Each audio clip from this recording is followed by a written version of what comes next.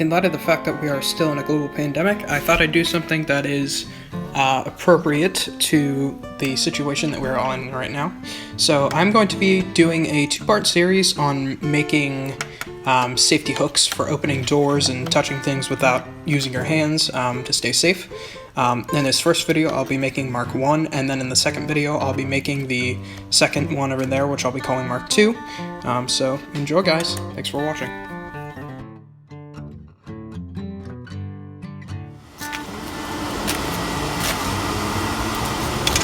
So I'll be starting off by making the first type of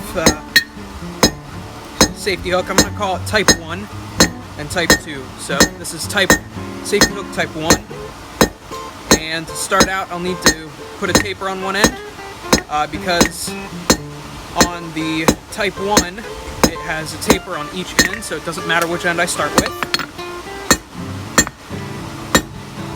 I think in this case I'm going to start out with the part that is going to be the circular handle, and then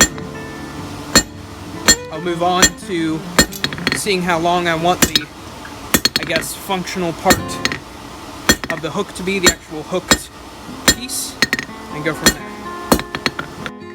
Now I'm using 3/8 inch stock here, and I melted off the tip. I'm generally unused to working with material this small, so that's why that probably happened, but I'm obviously using mild steel because I would not be, like right now for instance, I would not be working a tool steel this cold in the hopes that it wouldn't crack. And then, yeah, now I'm going to start making the octagon piece of metal.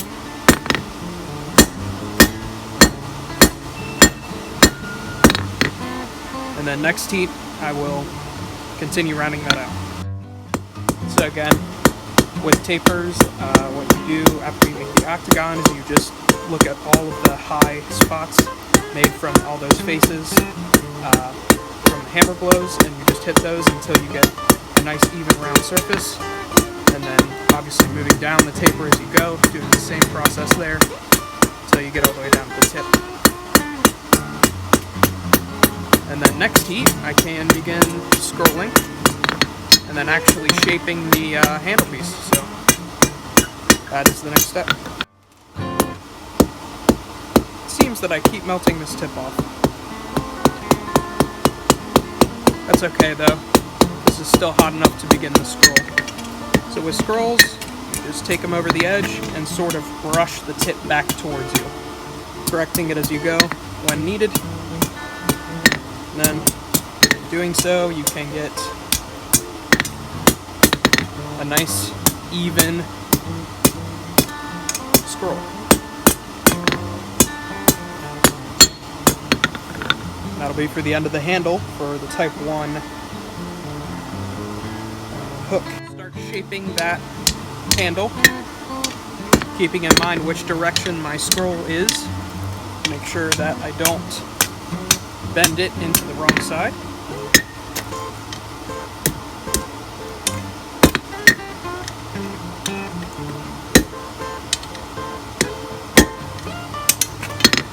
It's looking about right.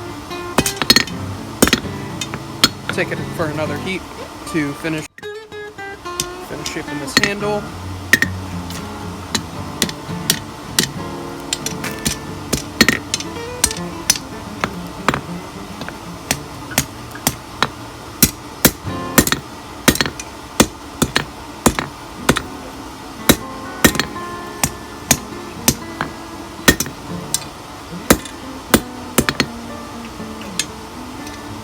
And then I will heat up this section only so that I can bend it without fear of squashing this.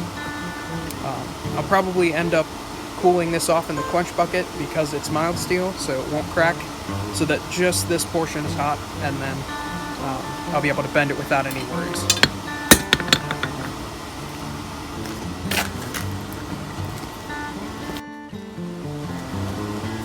This is what the regular heat looks like. I'm going to cool this whole big section off.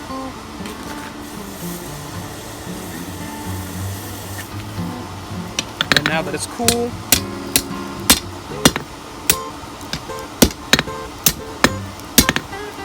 There we go. That looks a little bit better.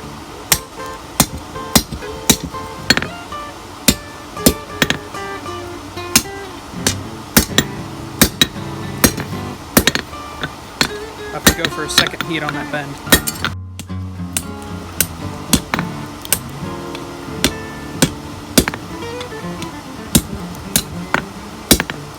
There we go. Now I can start actually forming the hook shape here.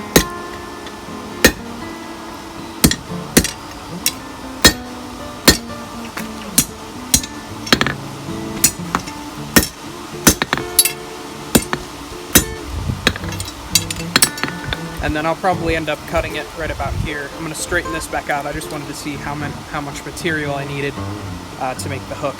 So I'll cut it here and we'll proceed from there.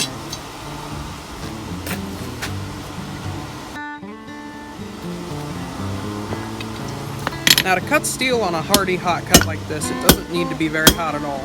As you can see, this is only a dull cherry and that's in direct sunlight, so it's probably more like orangish, or at least it was at first. But it's not very hard at all to cut steel on a hot cut. It doesn't need to be yellow hot or anything like that. I guess I will go grab my small stock tongs.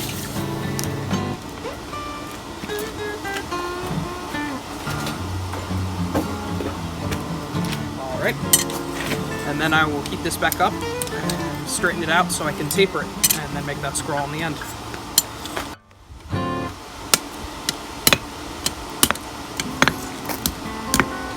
Just straightening it out so I can taper it. Alright. I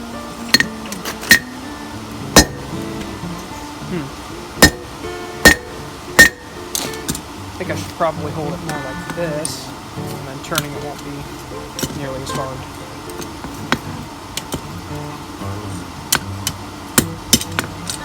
Like.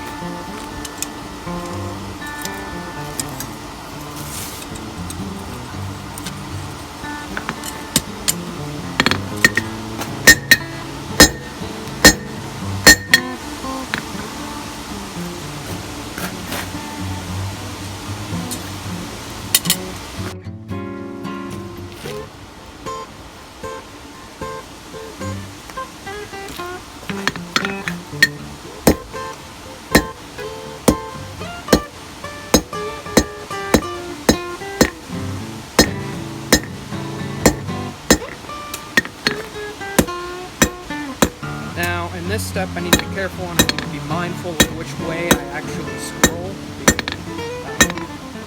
Well, I guess the end of this scroll towards. Because I don't want to bend it in on itself and make it harder to disengage the hook from the door. So I need to scroll it outward, which means the direction that I actually need to scroll it is this way, because I'll be bending it around that way.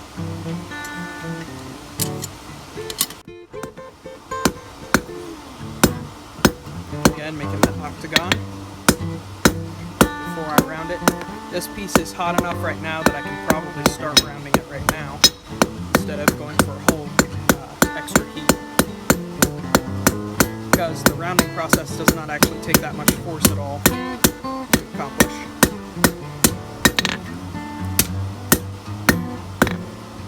Alright, and then next heat, I will be prepared.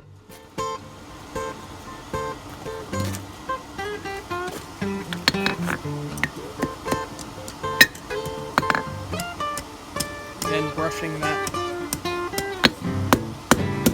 tip inwards instead of hitting it.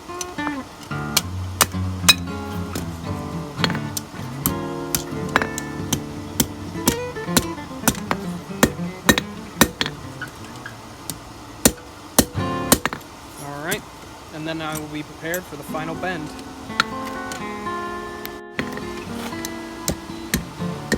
Using the curvature of the horn as a tool.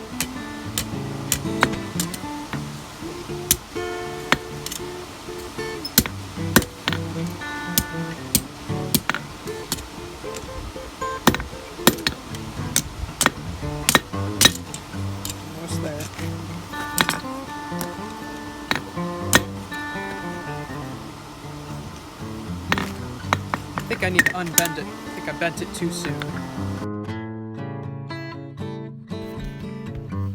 Sorry for the lack of audio here. There was a truck in the neighborhood and it was pretty loud, so I decided it would be better off if I just recorded my own audio after the fact. Basically, I'm just finalizing that bend there. I unbent it because it was the hook came too far outwards from where the handle is. You want the hook to be directly underneath the loop where your hand goes, so I decided to rebend it. And then after that, I just went and cleaned it up with a Scotch-Brite wheel, and here's the end product. This is what the Mark I safety hook ended up looking like. Thank you guys so much for watching. If you enjoyed the video, please leave a like and please subscribe. And share it with any interested parties that you know, be it friends or family or whoever. It really does help me out. Thank you guys all for being here once again, and I will see you guys in the next one.